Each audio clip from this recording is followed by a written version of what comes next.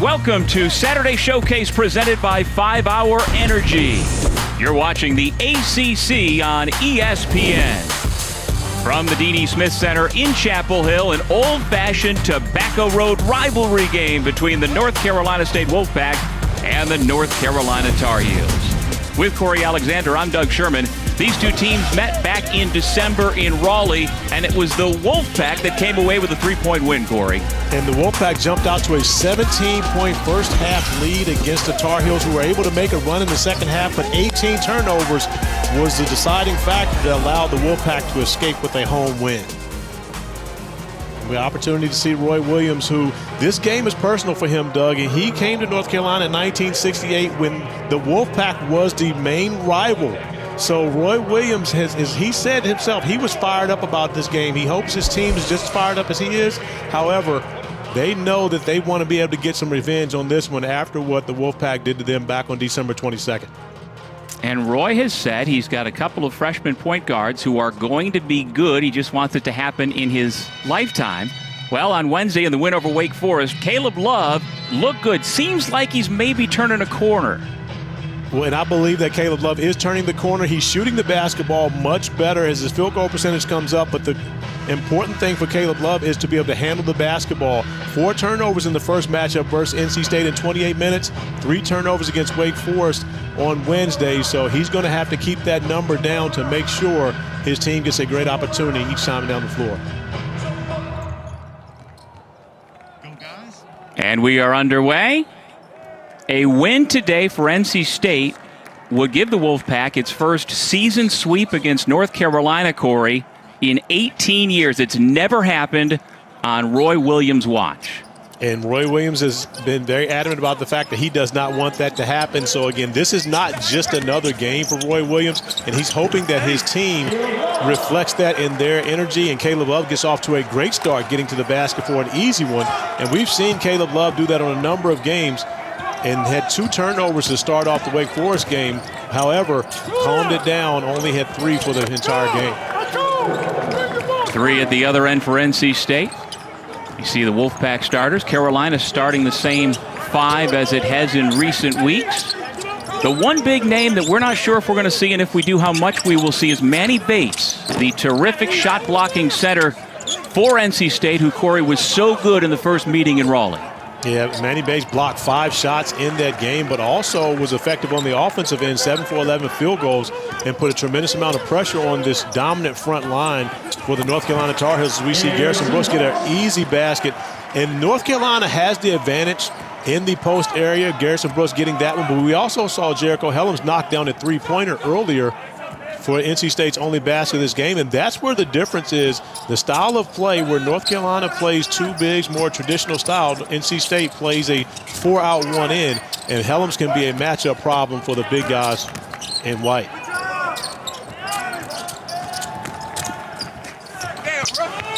Drive to the bucket, Thomas Allen getting the start tonight, and off the turnover, a chance for 3 more. Here comes Leaky Black the other way. They're dodging a bullet on that possession. A wide open look for Allen, who's led NC State in their last 2 games in scoring. But we also have to mention that this is the first game in 10 days for the Wolfpack, who are on COVID pause as Kevin Keatts shows off his ball handling skills on the sideline as Allen gets to the rim, is able to make the layup, but then an immediate turnover gave Allen a wide open 3 in the corner. He was unable to knock down, but 16 points for him, 4 for 5, was really the only bright spot for the Wolfpack when they made the trip to Tallahassee against the Noles. And Allen's been terrific coming off the bench the last 2 games, 4 for 5 from beyond the arc in both those 2 games, Corey, yet they have him back in the starting lineup here this afternoon. See the emphasis of North Carolina to go inside. Armando Bacot, who's coming off an 18-point performance on Wednesday night against Wake Forest. And getting the basketball inside early and often is going to be a point of emphasis for Roy Williams' teams, especially when you consider you want to try to see if you can get Funderburk in foul trouble. And we're not certain if we're going to see Manny Bates in this game, dealing with the ankle sprain. And we're not sure if we'll see Bates in this one. He missed the Florida State game, even though they had 10 days off. Kevin Keatts uncertain yesterday when we talked to him on Zoom if Bates would be able to participate in this game or not. Here's Devin Daniels. Draws 2 defenders, gives it to Helms, who is fouled. What do the Wolfpack need out of Devin Daniels each night, Corey? Well, Devin Daniels gives them, one, he's a very good rebounder, but he's also their leading assist man. So when you think about it, he not only scores, but he has to make plays for his teammates. But he is the leader of this team. Devin Daniels, a fifth-year senior who transferred to NC State. And when you look at Devin Daniels and having to play, of course, with Shaquille Moore, the freshman, Cam Hayes, the freshman, Devin Daniels really is the guy with the majority of the experience for NC State in the backcourt. And he averages 15.7 points per game, tops for NC State, 12th in the ACC at this point this year. And Coach Keats says that Daniels really started to turn that corner for him mid-season last year when he started being much more aggressive, kind of take no prisoners and go into attack mode, not settling all the time around the perimeter. Shot clock violation gives it back to North Carolina. And Braxton Beverly, who Coach Keats talked to us about as well, who's been battling a number of injuries, but he loves Braxton Beverly and the warrior mentality for him getting out on the court. And we look at Kevin Keats in his 4th season at NC State. And he's won on this court in Chapel Hill. His first year came in and got a big win, but North Carolina's won the last 2 in this building. But, you know, not every coach can say that they were able to come in their debut at Chapel Hill, walk away with the win. Kerwin Walton off the mark on his first shot. Braxton Beverly quickly up ahead. Allen lays it in. Transition defense, when you think about it's the way that North Carolina runs offensively, you would imagine that they should never have a problem getting back on defense because they practice it so much. Armando Bacot with his first 2. The Tar Heels' leading scorer on the year makes it 7-6 State. And right now, North Carolina averaging almost 18 points a game on second chance points and ahead of their national championship pace in 2016-2017, and which would be the most for North Carolina ever if they keep the 17.9 pace alive. Bacot with the left hand.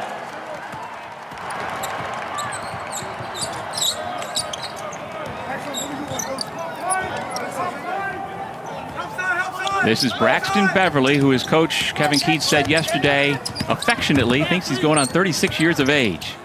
Well, dealing with an ankle. He's played a lot of basketball. And when you play a lot of basketballs, you deal with a lot of injuries. I can attest to that firsthand account. As NC State comes up with the offensive board, but trying to get it over that front line of North Carolina as Armando Bacot comes up with the big block shot.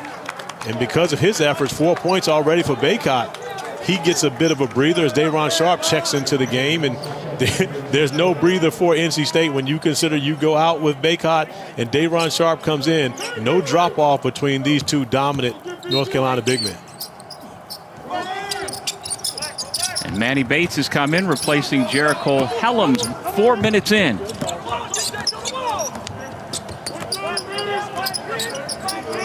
And again, Manny Bates missed the Florida State game with an ankle injury. That was 10 days ago, the last time State played. And we'll see how much he can go. He only went for 30 minutes in practice yesterday, and that's the first time he's practiced in almost 2 weeks. But one of the areas, and when you look at NC State right now, playing the 2 bigs together, and Funderburk is skilled enough to be a 4, so it's not an issue offensively, but it has a lot more to do with trying to keep North Carolina off of that offensive glass. Kevin Keats said himself, their best offense is once they miss a shot. Caleb Love with a wild bank shot. He's got 4. The lead is 3. But you can watch Caleb Love play, Doug, and see that he's playing with so much more confidence as of late as we could compare to what we saw from him earlier in the season. Getting the job done defensively. Great defensive stand there by Caleb Love. As NC State now only has 10 seconds to try to get a quality look. Tough runner by Daniels.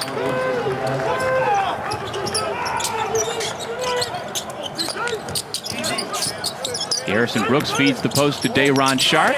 Quick move. No, and that was over Manny Bates, out of bounds off of the Tar Heels. So the Wolfpack will have it when we come back. A great action early for both teams. NC State getting out in transition. An easy bucket for Allen on one end, and then Caleb Love on attack mode. Circus shot, but it's good to give the Tar Heels a 1-point lead.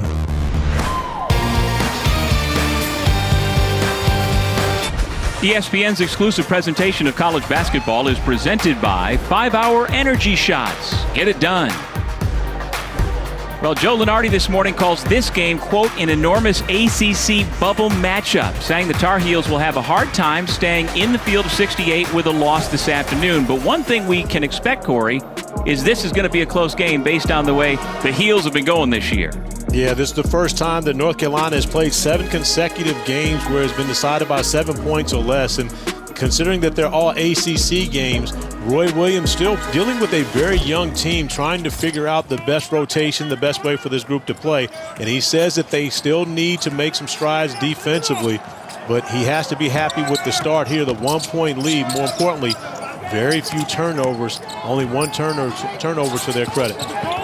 We've yet to see R.J. Davis or Andrew Platek come into the game to play in the backcourt for Carolina. Same starting lineup again for UNC this afternoon. Step back by Cam Hayes, a good-looking freshman for State, off the mark. Up by a point, Carolina with the basketball.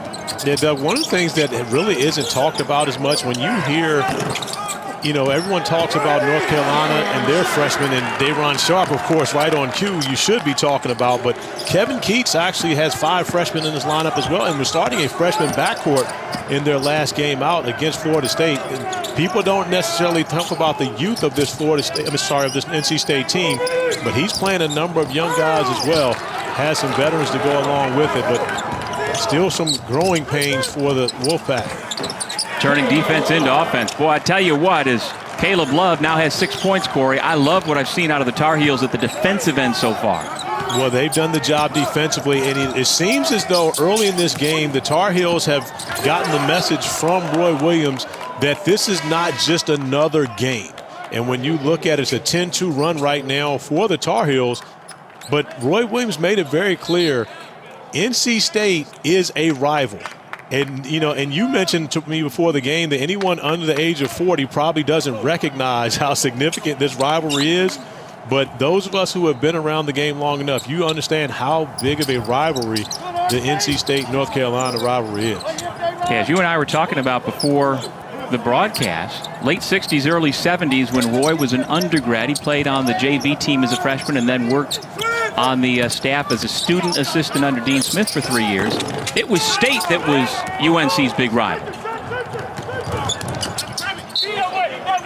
It was, Doug, and when you look back at the series history between these two schools, and you talk about at that time, that was also when NC State went back-to-back undefeated teams, 1973, and then winning a national championship in 1974. But this is the 240th meeting all time.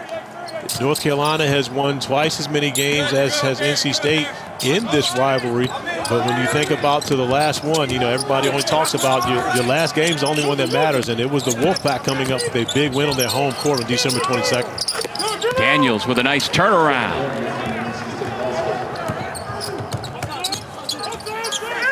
R.J. Davis now into the game for Carolina with Platek, whose pass is deflected out of bounds by the freshman Shaquille Moore. Carolina will keep. Doug, when I watch this game, I look at the first-year guards, and Shaquille Moore checks out. But you've got Shaquille Moore and Cam Hayes for NC State. Then you've got R.J. Davis and Caleb Love playing together before Platek came in. And that's something that hasn't happened much. But I watched these 4 guys go at it over in Winston-Salem at the CP3 Elite Point Guard Academy as Funderburk is able to finish up the missed attempts. But when you think about these two teams and these freshman point guards going at it, hopefully this is something we can see moving forward for a while. Bacot answers the follow slam from Bates. 16-13 North Carolina. And Bacot off to a quick start. You see 6 points today. At 11.6 points per game, Corey, he leads Carolina in scoring, and not since the 1946-47 season when Dr. Jim Hamilton led the Tar Heels at 11.4 points per game. Has a UNC team had its leading scorer under 12 points per game? Well, under 12 points per game because UNC not scoring nearly what they're used to, but Armando Bacot getting off to a great start in this one.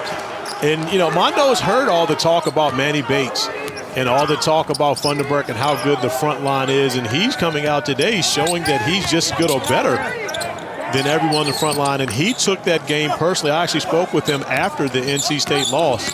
And he took that game personally. And he's come out showing that it's personal for him trying to get a win today. Devin Daniels ties the game at 18.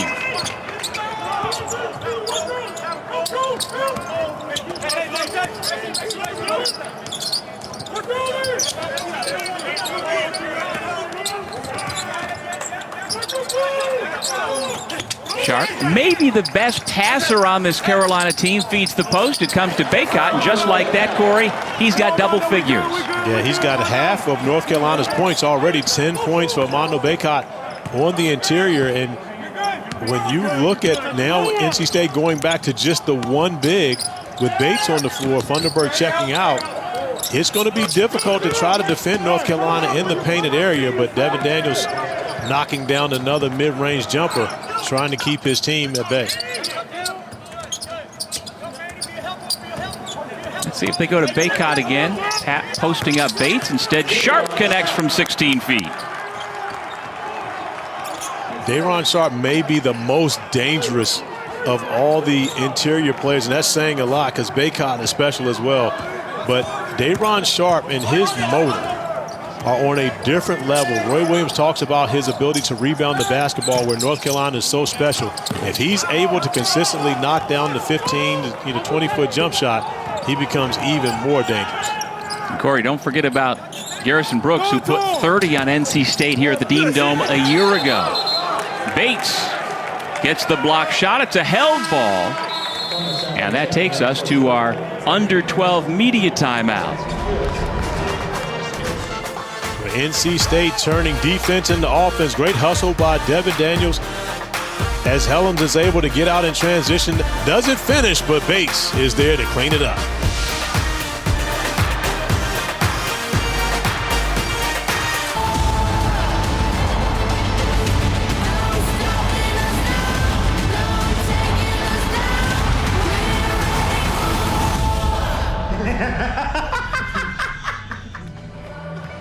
Back in Chapel Hill, Armando Bacot leads all scorers with 10 points after missing his first shot of the afternoon. He's made his last 5. And Corey Alexander, he came into this game making 64% of his shots from the floor. That number's only going up today. And, you know, I was happy to see Armando, the first person on the floor today, warming up, bringing his shoes out, not wearing his shoes on the floor, but bringing them out, then lacing them up, kind of getting a feel for this home gym of Chapel Hill. And he's made himself at home early in this game, coming out to a great start. Went 8 for 11 on Wednesday night versus Wake Forest on the field, and 5 for 6 right now. So you have to say he's shooting the ball very well. But Roy Williams says that when Armando keeps it simple, he's very effective. It's when he starts to doing too much spinning, too much showing off his fancy footwork, where he often gets himself in trouble. Yeah, he finishes that thought, Coach Williams, by saying, just shoot the dang ball. That's not something I ever heard from a coach, by the way, Doug. No, I don't imagine, including Coach Williams. Walker Kessler in the game and on the score sheet. But another offensive rebound. When you think about North Carolina, and Kevin Keatts said it best, oftentimes their best offense comes after a missed shot. When you think about Bacot, Garrison Brooks, Day'Ron Sharp, Walker Kessler, they are going to have a size advantage at most times on the glass, and they're turning into normally about 18 second chance points per game, as Devin Daniels has to make a great individual move over a strong defender, Garrison Brooks, to get an easy 2. Well, I shouldn't say easy, but to get the 2 for NC State. Yeah, Wolfpack picking it up from the floor. Now 6 of its last 8. 2-point ball game, just over 8 minutes remaining in the half. Caleb Love finds some space and buries the pull-up. But Caleb Love is playing. You can see the confidence growing in him. And Roy Williams hasn't played he and R.J. Davis as much together. But right now, both those guys on the floor alongside Anthony Harris, who's just returning in the Florida State game. And Harris gives them an element, especially on the defensive end, that they've been lacking, but also a playmaker. Came in and making plays for himself and teammates in that Florida State game and earning himself more and more minutes for Coach Williams. Yeah, Harris has been used in short bursts the last 2 games since coming back from the knee injury. 8 minutes and then 6 minutes. Don't expect him to get extended run today, but he is a valuable piece for Roy Williams. Daniels turns the corner again. That one, North Carolina concerned, it may have been on the rim, but very few whistles, only 2 fouls called in this game thus far. So you got to like the pace, and both these coaches want to see a score in the 80s. Well, preferably they could keep their team, the opponent, under 80, but they would love to see their team scoring 80s, knowing they find success around that number.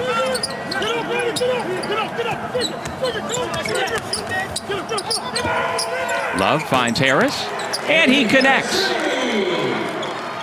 And Harris can do that as well. He has the ability to stretch the floor. And Harris, who's missed the majority of his last 2 seasons, tore his ACL during his senior year of high school and then played in 5 games last season and then tore the opposite leg, the ACL on the opposite leg. So, and Harris has missed a lot of time, but right now he is giving Carolina a big lift, and especially knocking down the 3 off the bench. But Caleb Love trying to get into class with Armando Bacot. Right now, it's been those 2 Hills getting off to a great offensive start.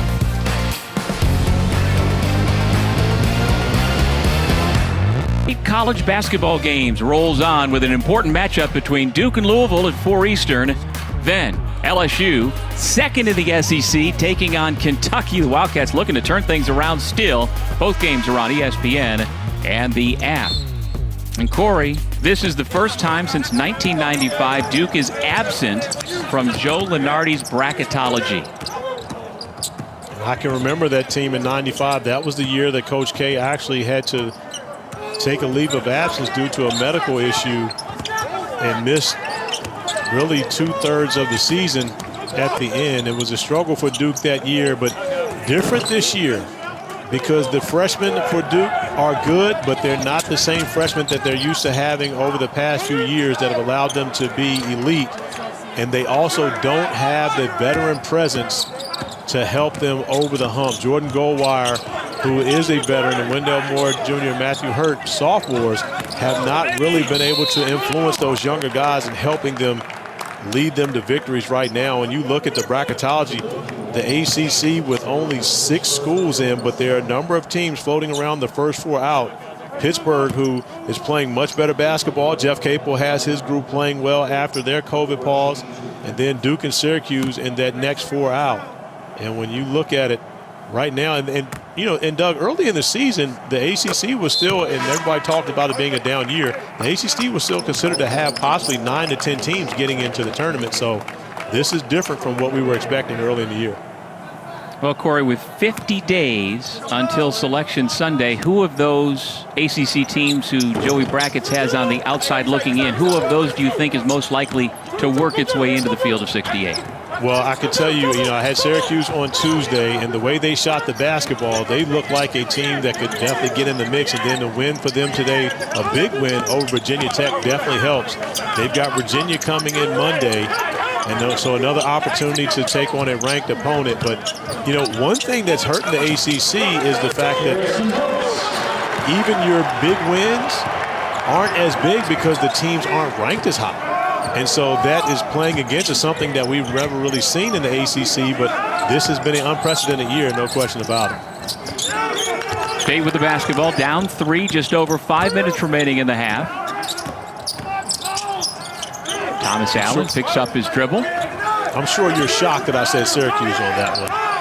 I appreciate that, mentioning the big 78-60 win over Virginia Tech at the Dome this afternoon. By the way, I think Duke will get in as well. So, well, Jalen Johnson, it looks like he's getting back to it, He does, and Armando Bacot looks like he's picking up where he left off before he took a break and went to the bench, knocking down the jumper right now. We saw Armando working on that in the pregame. Looking at the pass into the post, no one there, or playing off of him and daring him to take that jumper. And there he steps up and knocks it down. And a young man who can shoot the basketball. You haven't seen much of it at North Carolina because he plays so much with his back to the basket, but has a nice touch from stepping away from the basket. Team rebound back to the Wolfpack. I mentioned earlier, Bacot came into this game shooting 64% from the floor. That would be good enough for second in the league behind Notre Dame's Nate Laszewski, but he is only averaging about 4.3 makes per game. To qualify for that stat, you've got to make 5 per game, and well, at the rate he's going, he might get there today. That may be the most disappointing stat I've heard all year long. You're talking about a young man who I've worked with since the 7th grade, and he's not taking enough shots. That's a problem. I'm sure you'll talk to him about it. Oh, I already have. Please believe we've got a text thread talking about that all the time. It's Braxton Beverly. And Coach Keats happy to see him back in action and knocking down the 3. He has shot 55% from 3 against North Carolina in 7 games throughout his career, and gets off to a great start from beyond the arc in this one to cut the North Carolina lead to 2.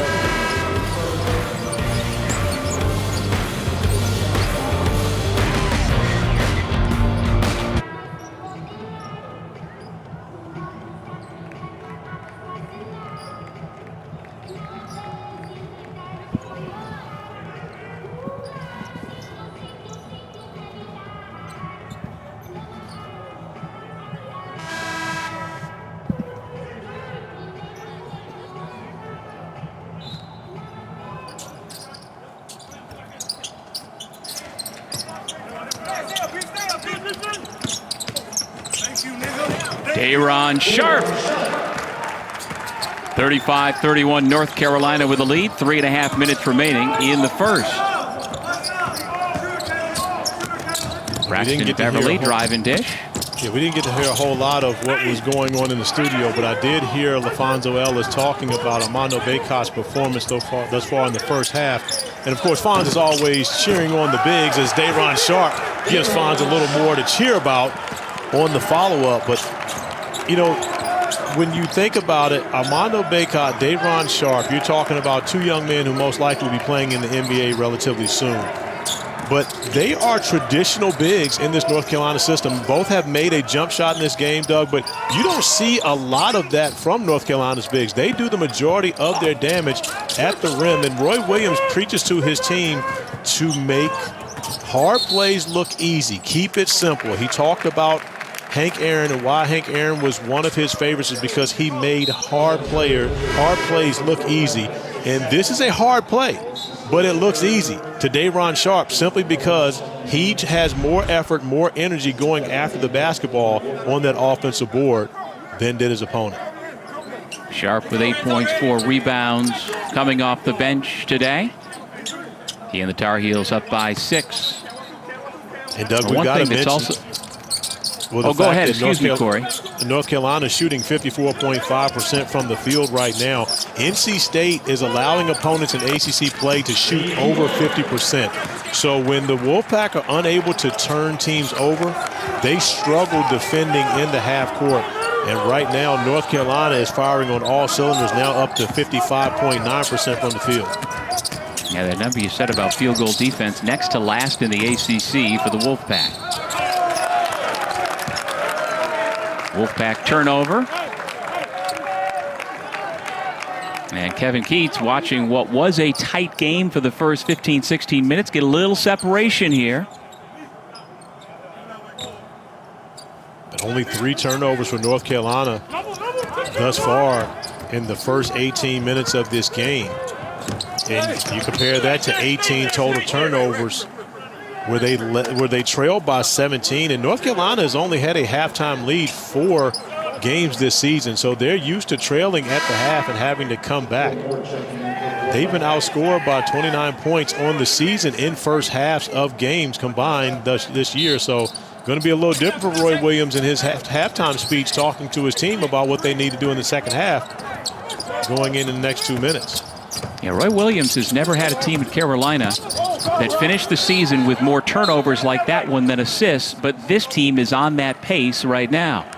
Well, the 3rd turnover of the game, and you see how frustrating that is to Roy Williams. However, you know, and he'll never be comfortable, but he's feeling much better about things right now with the 8-point lead with 1:54 remaining than he would be otherwise. Shaquille Moore off the mark. Another rebound for Armando Bacot.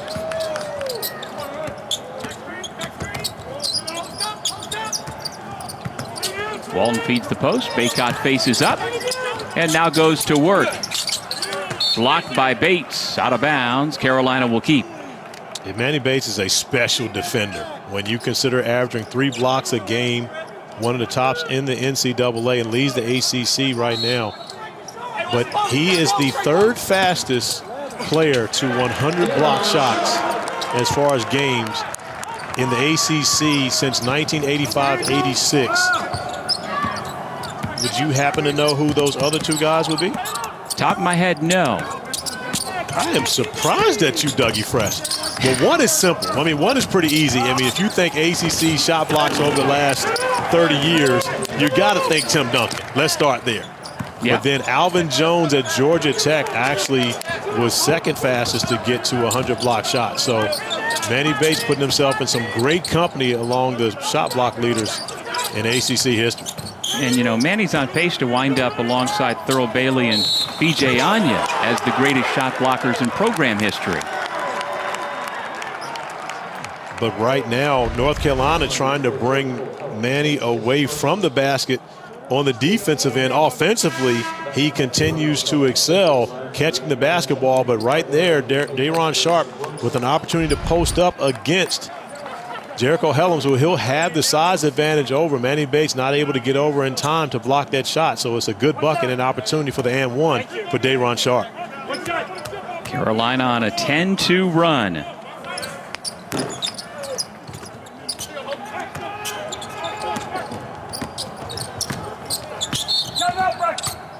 State calls timeout.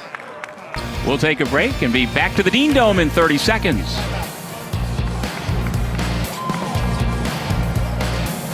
Over on ACC Network, there's a big quadruple header on tap beginning at 2 o'clock Eastern with Miami and Wake Forest, followed by Florida State, Georgia Tech, then number 13 Virginia and number 16 Virginia Tech. And finally, it's Pitt hosting Notre Dame. Don't have ACC Network? Well, go to getaccn.com for instant access. With Corey Alexander, I'm Doug Sherman. Glad you're with us for the final seconds of this first half between State and Carolina in what's been a cleanly played first half. We've not heard much at all from the officials. Roger Ayers, Pat Driscoll, Tony Henderson. Only 6 combined fouls, now 7 combined fouls in this half, Corey. Great defensive effort there by Caleb Love, rotating out to Helms and then moving his feet, switching on to Shaquille Moore, taking that offensive foul.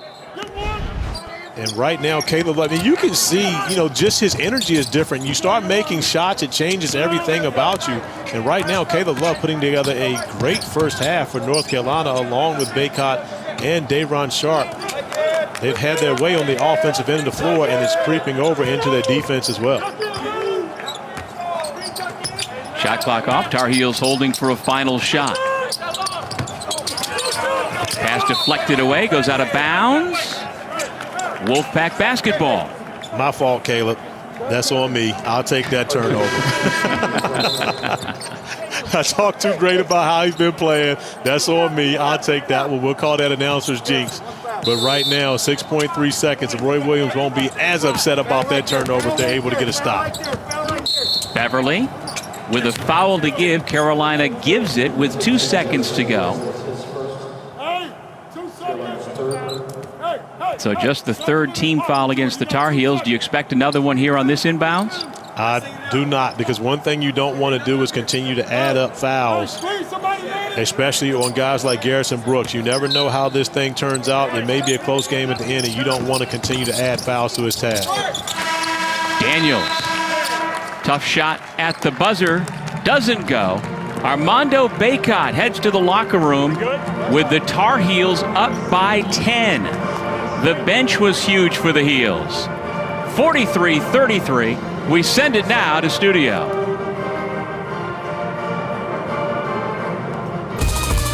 Welcome back to Saturday Showcase presented by 5 Hour Energy. The North Carolina Tar Heels enjoying their largest halftime lead of the season of 43-33 over North Carolina State. And welcome back, everybody, to Chapel Hill with Corey Alexander. I'm Doug Sherman. And the Tar Heels have been doing what they do when they are at their best, getting the basketball inside Corey and scoring buckets. Well, Armando Bacot got the game started off very well and attacking the basket. And, of course, you know North Carolina's always going to offensive rebound. But Bacot on his post-ups has been very efficient and driving the basketball to the rim, showing off his dexterity, going to the left hand, not just once, but multiple times in the first half, scoring over top of Manny Bates, who had a big defensive half the first time they played against each other, but not so much in this one. It's been Armando Bacot, 6 for 8 from the field early, even showing off the range, knocking down the 17-foot jumper at the top of the key. And he, as well as Day'Ron Sharpe, have had their way, both guys with matching 6 for 8 from the field right now for 12 points and shooting the basketball extremely well. More importantly, rebounding. And that's where North Carolina makes a statement, always one of the best in the country at doing so, and they've done that in this game as well. Now rebounding State 19-14, and Corey, 28 of those 43 points for Carolina have come in the paint. Walton way off the mark on his first shot of the second half. Here comes North Carolina State.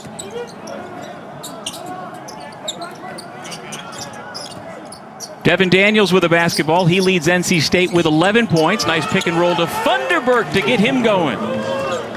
And NC State's going to need Funderburk to be able to give them points on the offensive end, but also they're going to have to trust him defensively to keep Bacot and Sharpe off the glass. And just like that, another turnover that turns into a bucket for NC State. And just like that, a 4-0 run to start the half for the Wolfpack to make this a 6-point game. And I'm sure Roy Williams not happy to see his team turning the basketball over to start this second half. Walton forces his way to the bucket and banks it in. And Kerwin Walton, known as a shooter, but going off the bounce, recognizing there that he feels like he can win his matchup, doing a great job putting points on the board for Carolina, especially after a rough start offensively. Tar Heels trying to run off the long rebound. Now they set up.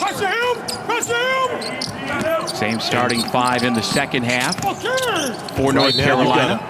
You've got to recognize that Armando Bacot has Jericho Helms on his back. Jericho Helms is a very good basketball player, but he is undersized to have to defend the bigs for North Carolina. If you're Kerwin Walton on that possession, you've got to give Bacot an opportunity to be able to get over there and get his post position, get the ball inside. If NC State's going to double team, then somebody's going to get an open one, but that was a mismatch that North Carolina missed out on. Love gets the roll. 47-37, the lead back to 10.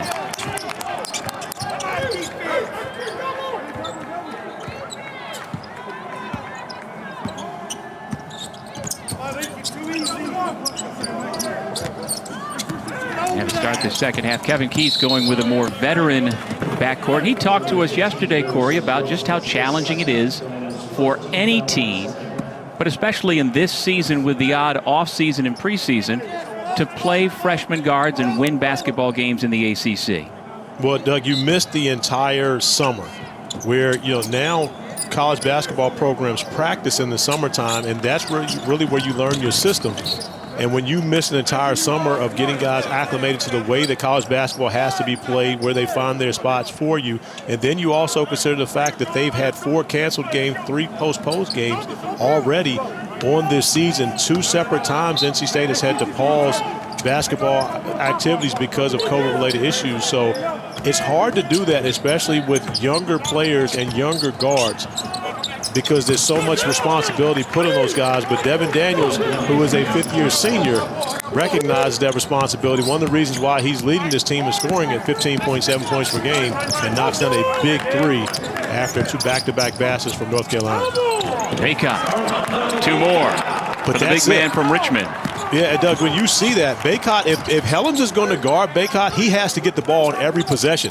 Now, Funderburk, that's different. There's a more of a size comparison between the two of them, but against Helms, he's got to be able to take advantage of that. Great setup by Daniels. Now the takeaway by Beverly. He's got his second layup of the second half.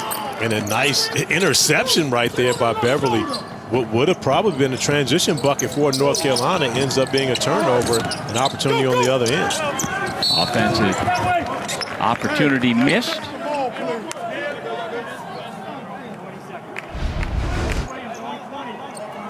You see Brooks looking ahead, but a great job right there. Braxton Beverly playing free safety on that one, coming up with the pick. And Coach Keats referenced, turnovers for touchdowns yesterday in our conversation with him, talking about, as we see another turnover from North Carolina, is this a touchdown where he says his team needs those? Caleb Love does a great job getting back defensively, blocking the shot. And Shaquille Moore, not recognizing where he was, touches that out of bounds.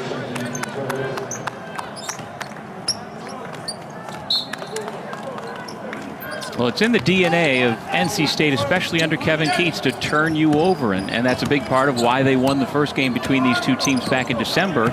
In Raleigh, they forced the Tar Heels into 18 turnovers. But maybe Caleb Love and R.J. Davis were more apt to turn it over a month ago than they are now. I believe so, Doug, and I think that both these guys have grown as basketball players, during that time, but nothing can beat experience. And when you have to go through these battles in the ACC and you're getting consistent minutes and opportunities to continue to do it over and over again, you find ways to be successful. We've seen that with Caleb Love, who's now taking a seat as R.J. Davis has stepped onto the court to take over the point guard responsibilities for North Carolina. Meanwhile, Shaquille Moore, who was so good in that first game, scored 17 to help the Wolfpack beat the Tar Heels by 3. He has yet to score in this game and has played limited minutes. And the other freshman guard who's so good, Cam Hayes, has yet to score this afternoon for State. Daniels in trouble. He's tied up. And the possession arrow will stay with NC State. And great play there by Leaky Black, just getting his hands on the basketball. Devin Daniels recognizing, but doesn't recognize Leaky Black helping. That's an easy driving kick. You've got to get that to your teammate in that possession. Funderburg fouled by Brooks off the inbounds pass. Well, Corey, we've been talking about how tough it is for freshmen, especially in the ACC, to acclimate and get up to speed. And it's been a few years since you were a freshman point guard in the ACC, but if you can remember, what was the single most difficult transition from high school to the ACC for you? For me, it was the fact that I had Bryant Stith, who I needed to get the basketball to. And, of course, my senior year at Oak Hill, I had both Junior Burrow and Ben Davis, two, elite-level big men to throw the basketball inside to, so I wasn't always the first option on the offensive end of the floor. But when I got to Virginia, it was get Bryant Stith the ball. Everybody else ate second, Bryant Stith ate first. And so that was different for me, having to recognize that there was someone else that needed opportunities, before I did. And again, that was a learning curve for me, but yet it helped me become a better basketball player. And it also helped the fact that Bryant Stith was so good that it was easy to get him the basketball. Garrison Brooks, by the way, out of the game with 3 personal fouls. That bucket by R.J. Davis is first of the day. Lead back to 10 for Carolina. Daniels has it knocked away. It goes right to Funderburg, who lays it in.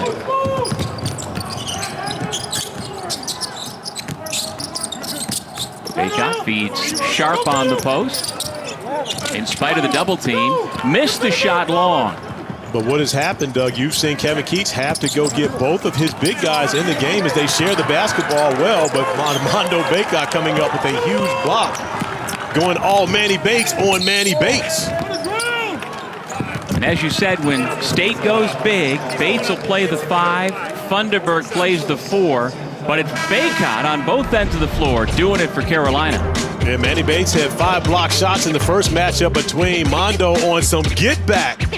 And Mama call him Mondo, I'ma call him Mondo.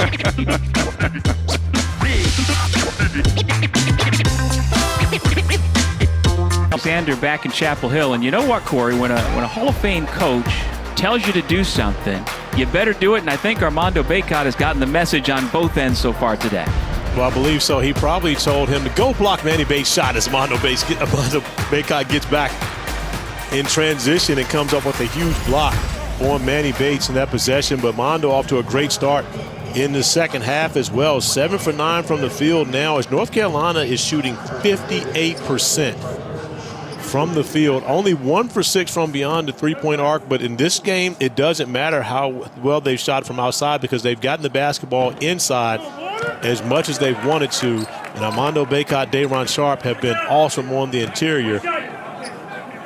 14 and 12 points respectively. And Armando had a good freshman year. I mean, he had 11 double-doubles. His numbers were pretty good, but he is so much better so far as a sophomore. Well, and that comes with consistency. He's much more consistent this year. Armando had big games a year ago, double-doubles, as you mentioned, 23 points versus Oregon. But yet, the next game he may have 2 points or not score. This year, Roy Williams has been able to rely on him and his consistency. He's been the most consistent player for the Hills this season and leading them in scoring at under 12 points per game, but that will go up after this one, already 14 in this contest. Cam Hayes with the basketball for NC State, the freshman from Greensboro. He finds Funderburk, a little bit strong. Sharp picks the rebound away and hands it off to Davis. R.J. Davis behind the back, the pull-up, nothing but net. Under control, beautiful play and recognition by R.J. Davis. Roy Williams wants to play fast. R.J. does a great job pushing the basketball, but more importantly, recognizing there's nothing there in the paint, but no one guarding, who could very well be the best shooter on this North Carolina team, and he knocks down the easy one. Well, it certainly seemed like the first several weeks of this season, both Davis and Love were pressing and hunting for shots, which they don't seem to do that much anymore. Well, R.J. Davis is a knockdown shooter. I mean, he's a scorer, so he's always going to look for his shot. But as he learns how to play the position in the ACC, he has to recognize when to pick his spots. By the way, it happened to be his spot at the top of the key for 3.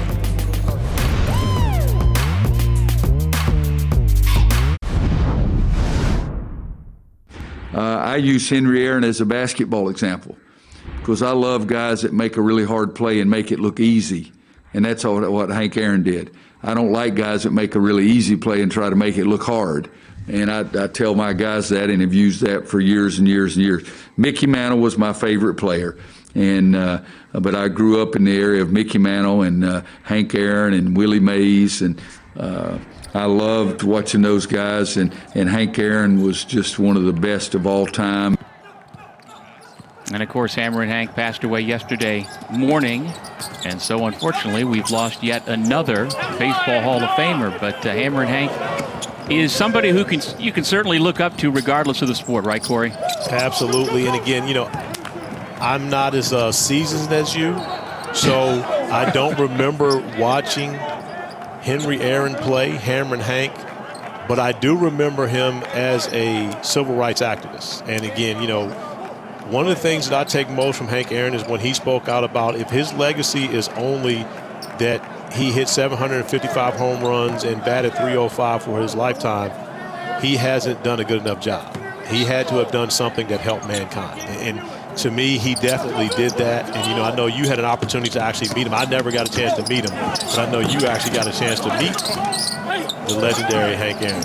I did. It was in Cooperstown for a Hall of Fame induction, and it was about 20 years ago, and I had a chance to chat with him one-on-one for a few minutes. And like you've seen everybody say the last 2 days, there's not a classier man that you'll ever come across. And he treated everybody like gold and as though you were long friends. One of my early memories was seeing him pass Babe Ruth on Monday Night Baseball with his 715th home run, and I did get a chance to see him play one time when I was a small child. So yeah, Hammer and Hank has reached lots of people, and as you allude to, Corey, for black folks and for the black community, he meant even that much more.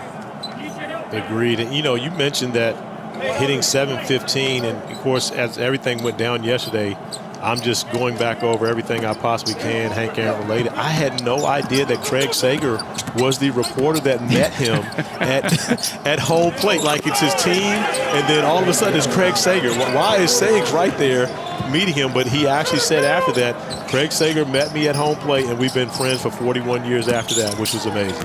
Yeah, and so when you see that the next time, look for the radio reporter in the tan trench coat. That's Craig Sager. No flashy jackets back then. 61-51, nearly 8 minutes gone here on Roy Williams Court. Hey, he told a good story about his signature on the floor that they added in 2018 that we'll tell you about when we come back. We've met a media timeout as we remember Henry Aaron on this Saturday.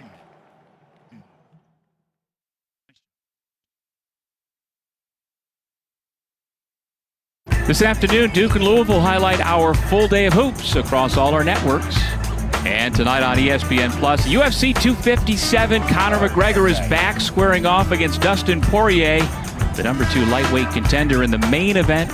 7 years after McGregor TKO'd Poirier, they are back for the rematch. That's a look at tomorrow's and today's big lineup. I will have to say that UFC is a lot more interesting when Conor McGregor is involved. Again, I mean, UFC is always going to be interesting, but when you have a superstar like Conor McGregor, it just raises the level of interest from everyone. It has nothing to do with his fighting. It's solely about personality. And again, I would watch just to see him walk in the ring. He has a very distinctive walk when he steps into the ring to let you know I am here and I mean business. The only way to see that fight, ESPN Plus pay-per-view. 11:25 remaining second half. Carolina with a 12-point lead. They led by 10 at the break. Leaky Black the rebound. Here come the Tar Heels. Manny Bates with another block shot. I tell you what, you have to know where he is at all times because there are very few shots that you're going to get away from the outstretched arm of Manny Bates. And just like that, it starts an opportunity on the other end of the floor. And Bates unable to do it. Does a good job there defensively, keeping Day'Ron Sharpe from being able to score in the post. Well, Bates was a game-time decision coming off an ankle injury that cost him NC State's last game, and he returned to practice yesterday. And from the time we saw him come out on the floor today, he looked like he's been moving pretty good. And back in the day, you know I'm not a fan of floaters, but back in the day we used to shoot what was called giant killers. And those shots were made specifically for guys like Manny Bates where instead of trying to put that at the square, you pretty much throw that shot to the top of the backboard and then dare Manny to go get it. Now, whether you make it or not, that's different. But at least he's not embarrassing you by blasting your shot across the glass. And with no fans in the stands, us getting an opportunity to hear what he has to say to you after he smashes your shot on the glass. Now, Ralph Sampson, to me, was that guy back in the early 80s. And you guys did not overlap at UVA, but have you ever attacked him in that manner, driven the lane and try to get that shot up over somebody as tall and long as Ralph? Yes. Not as tall and long as Ralph, but Dikembe Mutombo. And I can remember my coach at the time during my rookie year in San Antonio, Bob Hill, actually told our team, not just me after he threw my shot into the third row of the stands, but our entire team, stop taking the ball in the paint. It was that bad. He blocked every shot.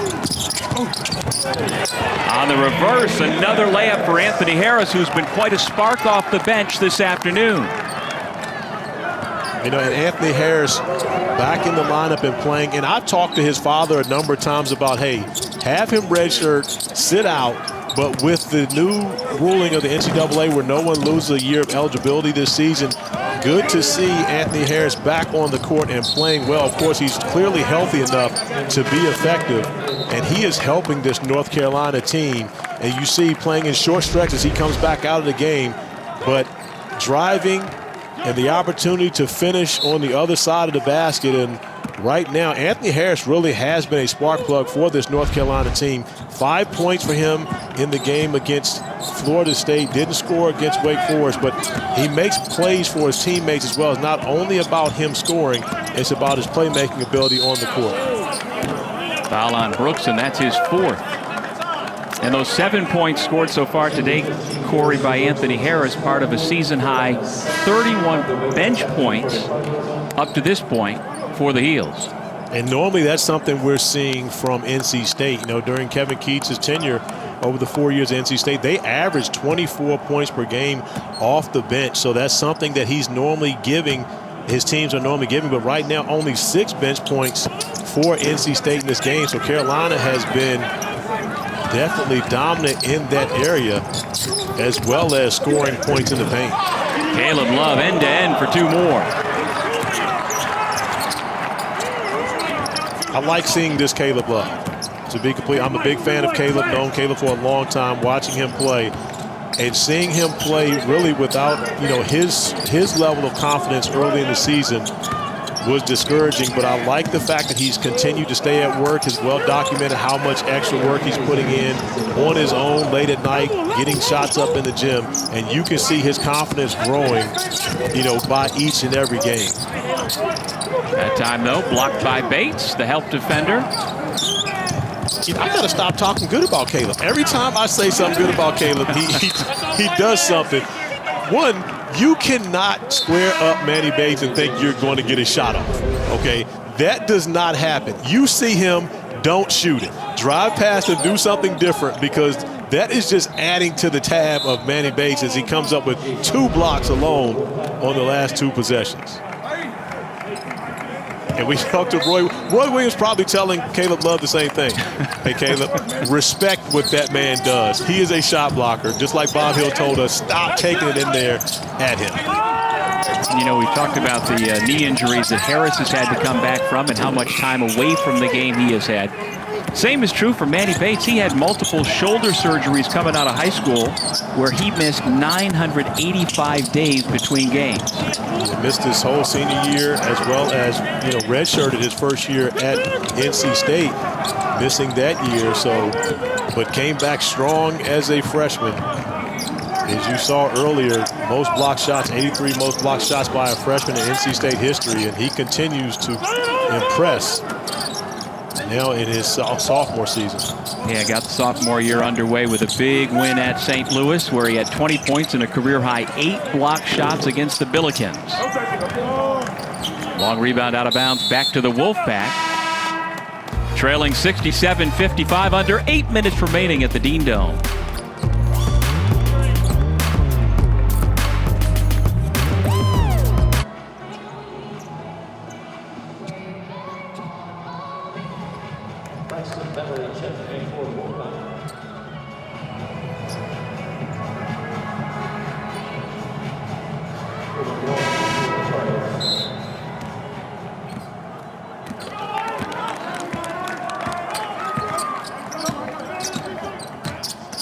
Thank you, Reese. Back in Chapel Hill, North Carolina has led pretty much the second half by double figures.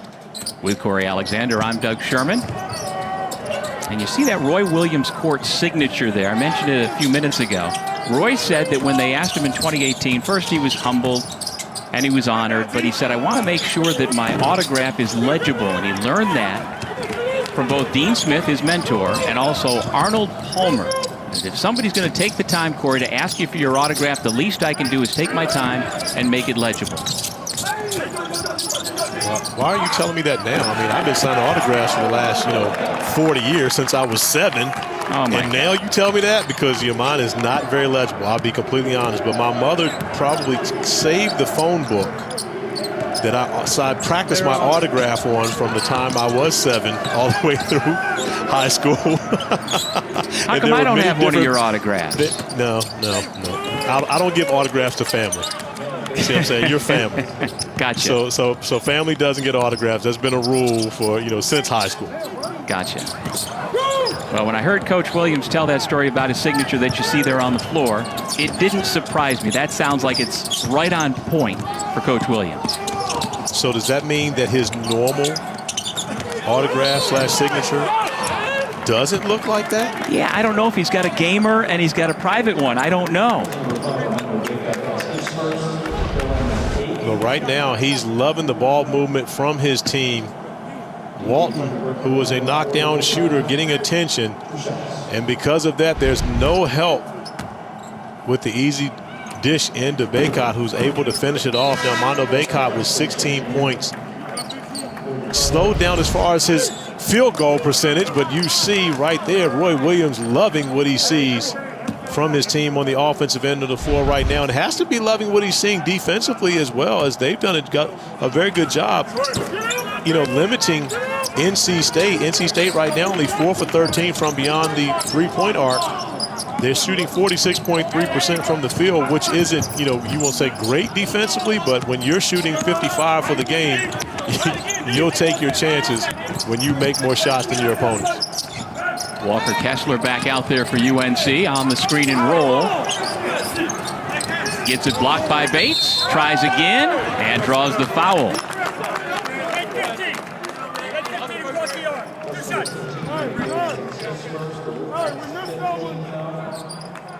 Here's our big Monday games on ESPN and the app. Number 13, Virginia sits atop the ACC and hosts Syracuse at 7 Eastern. Then we head to the Big 12 for the matchup of the night. Number 12, Texas Tech takes on number 14, West Virginia in Morgantown. The Hoos play Georgia Tech tonight, 8 o'clock on ACC Network. In a big game, both those two teams are the hottest in the league right now, both riding 5-game winning streaks. But your Hoos, I think, Corey, are going to be up against it on Monday as a part of Big Monday. Oh, so you think that they're up against it on Monday versus Syracuse, but not necessarily as much, tonight versus Georgia Tech? Is that what you're trying to say? Even though Georgia Tech is 5-1 in the ACC right now? You're understanding me perfectly. I like this partnership we've got going here. Well, I can tell you right now, things are starting to settle out. What we thought would be the case in the ACC, where the University of Virginia is the best team in the conference right now. When you look at the 3 teams ranked in Week 9, now there is a possibility that your Orange may have knocked out Virginia Tech from the rankings come Monday. Virginia Tech ranked number 16 this week, but they did not have a game earlier in the week, and losing at Syracuse could have possibly knocked them out. Clemson, Florida State are ABC today, and we'll see, will Florida State be ranked next week? And Clemson, I'm not sure if they win, they may be able to get back into the rankings, but I doubt we see them in the rankings next week, because Florida State looking for some get back against the Tigers, who were able to beat them earlier this year. Manny Bates, another block shot. How many blocks does he have right now? I've got to look. I'm not sure that Manny Bates is getting the credit for every block. We've got 7 so far. So okay, one off his career high. He is getting them because I'm trying to figure out why they keep shooting in front of him. I mean, I'm sure, North Carolina's had 6 different leading scorers in their last 6 games. They've also had 7 different players get their shot blocked by Manny Bates in this game. When you think about it, he's not discriminating. He's blocking everybody's shot. I meant to ask you when we were talking about Dikembe Mutombo getting your shots. I assume you got the finger wag? No, I did not. I don't think I was at a level there to where he felt it was necessary.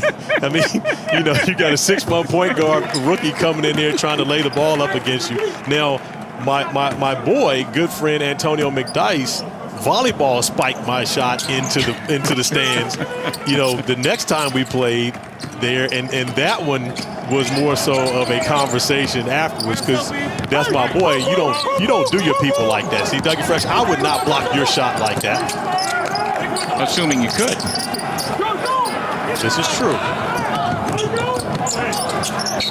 You know what? I wanted to share something. We talked to Coach Williams earlier today. I thought there's a neat stat for Carolina. In their last 6 games, they have had 6 different high scorers, and in their last 5 games, they have had 5 different defensive players of the game. And I asked him which of those 2 he preferred, and without hesitating, Corey, he said the defense. Well, he wants it to be a competition amongst his team as far as who wins the Defensive Player of the game. After every game, he wants them to battle and compete for that. And right now, with the 14 turnovers for North Carolina, you've seen NC State find their way back into this game. It's now a 6-point game after Braxton Beverly continues to do what he does against UNC, which is knock down threes. Walton tries to answer and does. Back to a 9-point game. And that's a big bucket by Walton to keep NC State at bay just a bit, simply because you can feel some momentum building up for the Wolfpack. Is another momentum shot. Devin Daniels knocking down the 3 to top of the key. And it's a 2-possession game right now as we go to our under 4 timeout. NC State starting to find their way here in Chapel Hill with no fans. They're starting to feel comfortable. ESPN's exclusive presentation of college basketball is presented by 5-Hour Energy Shots. Get it done.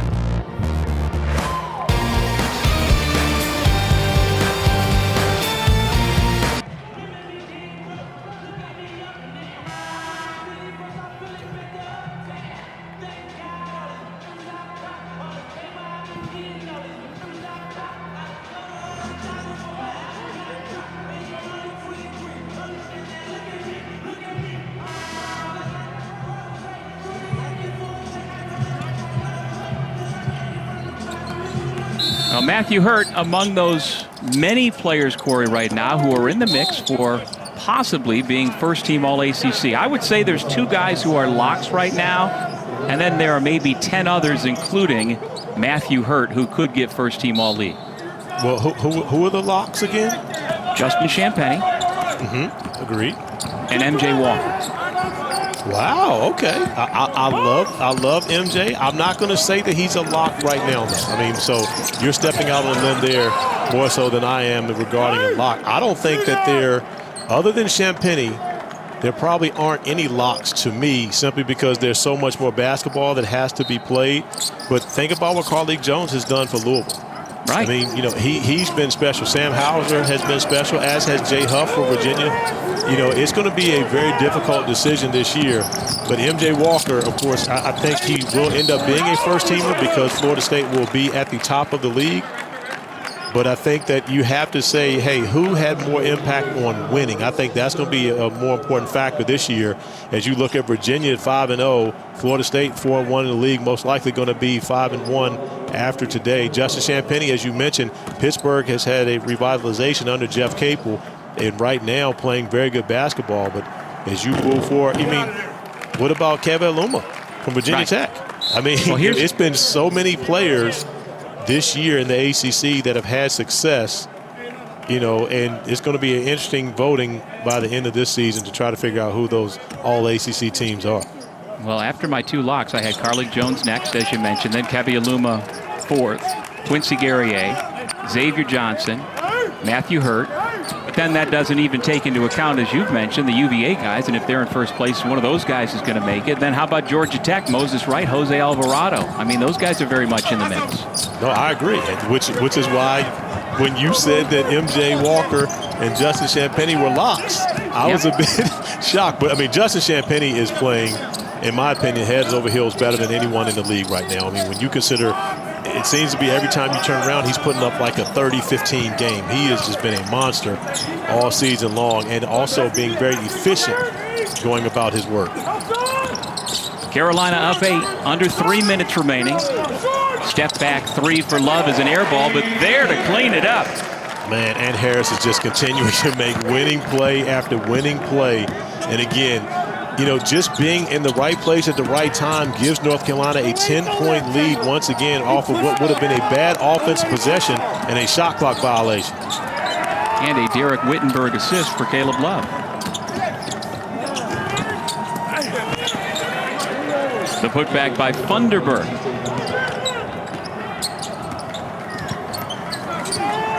This is Love with the basketball out there with Harris in the backcourt. Leaky Black, who's been quiet today, coming off a sensational 8 assists, 1 turnover game. Garrison Brooks has been saddled with foul trouble most of the afternoon. Now When the you shot watch clock North down Carolina, to 7. You were saying, Corey?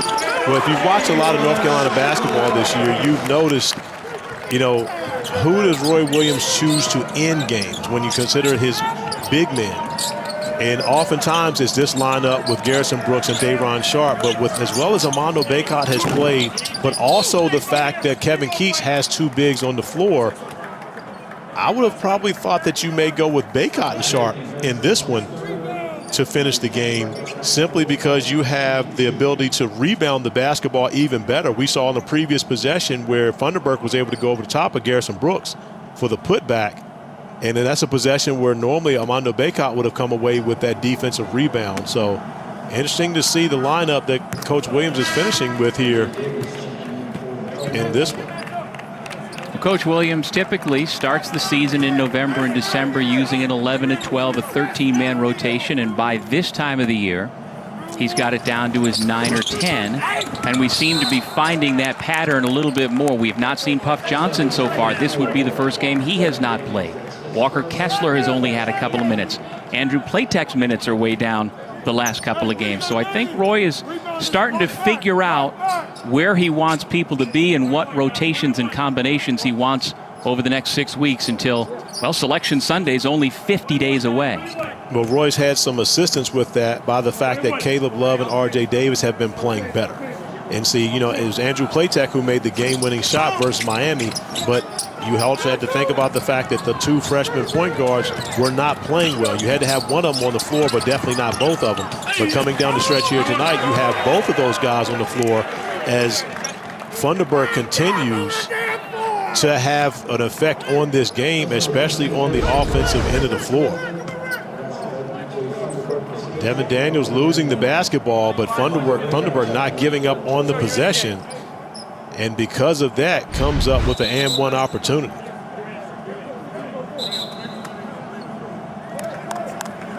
So that fouled Garrison Brooks out and gives DJ Funderburk 14 points. And he's got a chance to once again make it a two-possession game. Doug, you remember back in the first half, at the end of the half, when you asked if they would take another foul when they had fouls to give, and I said you don't want to put Garrison Brooks in a situation where he's in foul trouble at the end. Well, Garrison Brooks just fouled out of the game. And so, when everybody talks about, well, you've got fouls to give, but you have to be very careful as who you want giving those fouls, because you've got your best, interior defender fouling out of the game right now. Now, of course, Bacot and Sharp have probably played the best in this game, so therefore I'm sure Roy Williams is comfortable with both those guys on the floor. But there's no one that he has more of a comfort level on the defensive end of the floor than he does with Garrison Brooks. Well, Corey, coming up next, our full day of great college basketball games rolls on with a big game between Duke and Louisville, 4 Eastern, followed by LSU and Kentucky in the SEC. Both games are on ESPN and the app. We also saw Devin Daniels took a shot to his left cheek and required a little bit of treatment from the training staff. He stays in the game. Foul given with 1:13 remaining in regulation. Well, a lot has been made about the fact that Duke, Carolina, and Kentucky have all been to the tournament every year since '61. And these are some of the things that were going on in the world of sports and around the country back in '61. The Packers, of course, won an NFL championship. Without the Big O, the Cincinnati Bearcats won the national championship. You saw Mickey Mantle sign for $75,000, but this is to illustrate. It was Dean Smith's first year back in '61, the last time the Tar Heels were on the outside looking in at the same time. Both Duke and Kentucky missed out. Last time they were all unranked, I should say. There's so many firsts this year, Corey, between the Blue Bloods that it can be confusing, but the reality is it's just a different kind of year all the way around. Yeah, I agree wholeheartedly. And when you look at this year and you talk about the three teams between Duke, North Carolina, and Kentucky, the one common denominator between them, you have young backcourts. And again, when you have young backcourts, it is difficult to win in college basketball, especially when you consider the fact that they did not have the traditional summer preparation that they would have had in a normal year. And I think that has been the biggest kicker as to why the three Blue Blood programs have not had their level of success that they normally have, simply because they've got younger players in the backcourt that are having to try to find their way on the fly without veteran players to really help them figure it out. First time in 60 years at an AP poll without Duke, Carolina, and Kentucky. Bacot was fouled by Funderburk and will head back to the free throw line to shoot two. But offensive rebound on a free throw miss in a 10-point game, you're trying to come back and beat your rival. That is really where Kevin Keatts has to have a level of disappointment with his team, and you can't blame it on the fact that they don't have the size right now, because you've got Bates as well as Funderburk on the, checking out underneath. But yet, in another opportunity right there, they come away with it, but North Carolina was close to picking up another offensive board.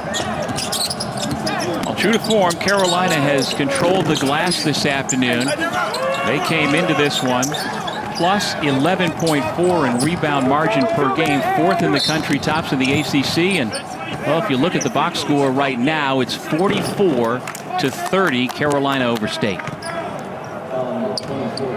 Well, North Carolina is going to get 40 rebounds. You can put that in the book when the game starts. Everything that they do beyond 40 is pretty much a bonus. But when you look at what they've been able to do on the offensive end of the floor, Armando Bacot coming up with 17 points, Day'Ron Sharpe 16, Caleb Love 14, R.J. Davis and Ed Harris both with 10. But the fact that you have 5 players in double figures, a balanced scoring effort for North Carolina, and coming in and shooting 54.4% versus NC State, Roy Williams has to be happy with that. And when you get to 80 points for a Roy Williams team, he is winning close to 90% of his games. So 80 is the magic number for Carolina Blue, and they've achieved that here today.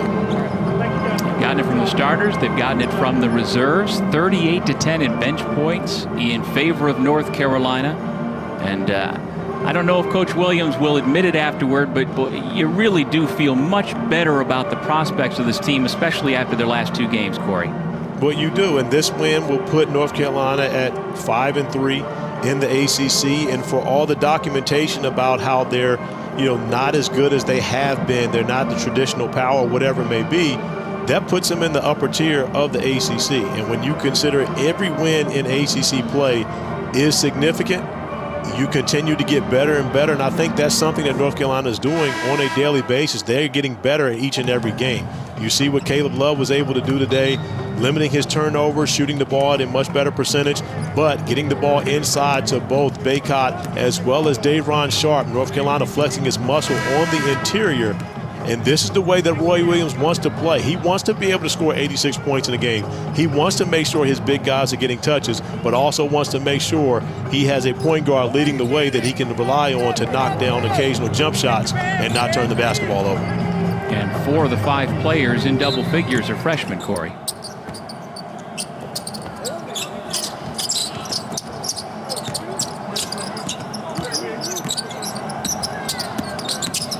Braxton Beverly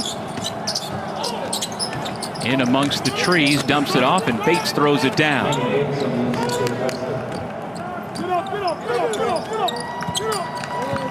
And again, the assist to turnover, very good for Carolina. 18 assists, 13 turnovers, so that ratio is trending in the right direction for the Tar Heels.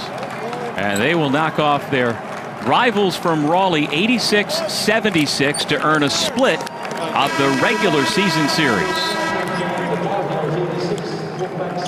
Strong performance for Roy Williams' group today, especially Armando Bacot, Day'Ron Sharpe, Caleb Love, all getting involved in the first half early. In North Carolina undefeated at home on the season at 6-0, where Roy Williams and I both agree there is an advantage to being able to play at home.